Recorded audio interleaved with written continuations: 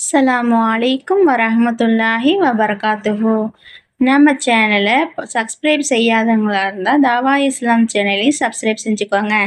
இன்னைக்கு அரபிக்கில் இலக்கணத்தை பார்ப்போம்.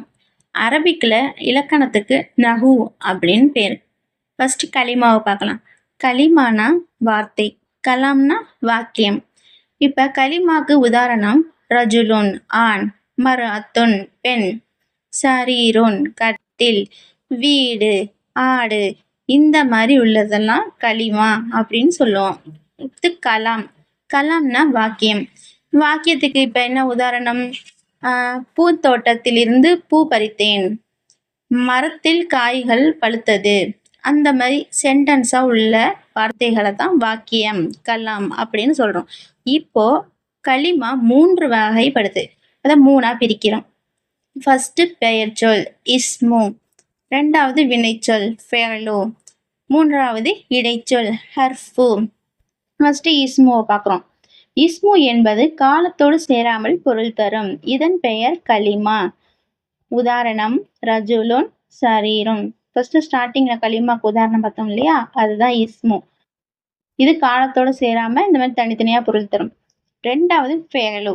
ஃபெயல் என்பது சென்ற காலம், வரும் காலம், நிகழ்காலம் ஆகிய 3 காலங்களில் ஒரு காலத்தை சேர்ந்து பொருள் தரக்கூடிய வார்த்தை. உதாரணம் கரஅ யக்ரஉ. கரஅனா படித்தான், யக்ரஉனா படிப்பான், படிக்கிறான். இப்போ சென்ற காலம்னா நமக்கு தெரியும், ஏற்கனவே போன காலம். வரும் காலம்னா வருகின்ற காலம், நிகழ்காலம்னா இப்போ நடக்கிற காலம். இந்த 3 காலத்தில் ஒரு காலத்தை சேர்ந்ததா பொருள் தந்திருக்கு. கரஅ படித்தான், படிப்பான். அப்போ நிகழ்காலத்தில் உள்ளதுதான் பொருள் தந்திருக்கு. படித்தான்ங்கிறது இப்போதான் படிச்சிருக்கான், படிப்பாங்கிறது படிக்க போகிறான் அப்படிங்கிற அர்த்தம். ஹர்ஃபு.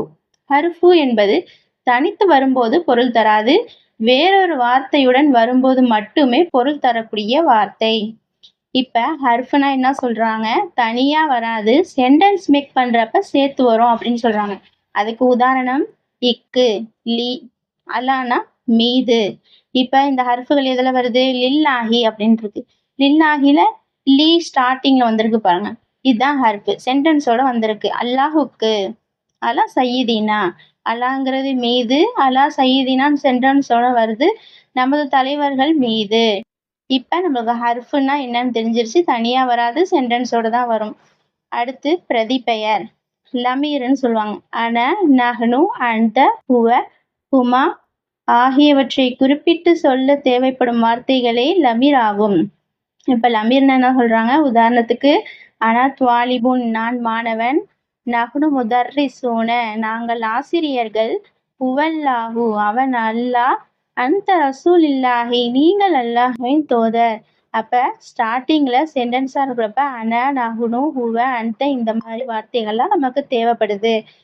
அதனால தான் இதுக்கு பிரதிபெயர் லமீர்னு சொல்லுவாங்க. இது இல்லாமல் நம்மளால வார்த்தைகளை சென்டென்ஸாக மேக் பண்ண முடியாது. இப்போ உதாரணத்துக்கு நேற்று சொன்ன ஹதீஸில் நம்ம பார்க்க போகிறோம். இதில் நம்மளுக்கு இஸ்மு எங்கே இருக்குது? அல் ஈமானுன்னு இருக்குது, இதில் இஸ்மு கிடையாது. பில்ஹுன் இருக்கு, இது இஸ்மு. இது பெயர்ச்சொல், கிளைகள்ங்கிறது பெயர்ச்சொல், காலத்தோடு சேரலை. அடுத்து ஃபெகல் இதில் எங்கே இருக்குது? ஃபெகலில் தேடி பார்க்குறோம், ஃபெகல் இதில் எதுலேயுமே இல்லை. அடுத்து ஹர்ஃபு. ஹர்ஃபு எங்கே இருக்குது? அனில் தொரிக்கின்னு இருக்குது பார்த்தீங்களா? இதில் நம்ம சொன்ன மாதிரி தனியாக வராமல் சென்டென்ஸ் மேக் பண்ணுறப்போ வந்திருக்கு. நடைபாதையில் இருந்து சென்டென்ஸாக வந்திருக்கு, அனில்ங்கிறது ஃபஸ்ட்டு வந்திருக்கு. அப்போ இந்த ஹதீஸில் நமக்கு ஹர்ஃபு இருக்குது. இன்ஷா அல்லாஹ் இந்த மாதிரி நிறைய விஷயங்கள் தெரிஞ்சுக்கிறதுக்கு நம்ம சேனலை சப்ஸ்கிரைப் பண்ணி வச்சுக்கோங்க.